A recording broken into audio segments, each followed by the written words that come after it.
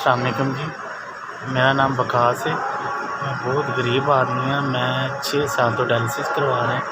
मेरा एक 7 साल का बच्चा है तो मैं हफ्ते 3 दफ़ा गुर्दे वाश करवाना मैं तो मेरा कोई आमदन का कोई जरिया नहीं है। तो मैं बहुत सर मैं गरीब आदमी हाँ। मेरी तो घर की रोटी भी नहीं पूरी होती। मेरा तो किराए का घर है तो कोई मेरा यहो जिहा कोई सर्कट चला दे कि मेरा कोई रोटी का सर्कट चल जाए। मैं बहुत गरीब आदमी, मेरा कोई जरिया नहीं आमदन का। मैं ना रोटी पूरी होती भी, मेरा तो दवाइयाँ ने, मेरे बच्चे का खर्चे, मेरे को कुछ भी नहीं हो रहा।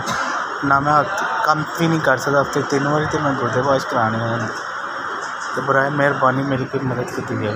बड़ी मेहरबानी, मेरा कोई सुनने वाला, मेरा तो कोई मदद करने वाला नहीं है। तो मेरी मेहरबानी, मेरी मदद की जाए। मैं बहुत माड़ा हाँ, बहुत गरीब हाँ। ताकि बड़ी मेहरबानी।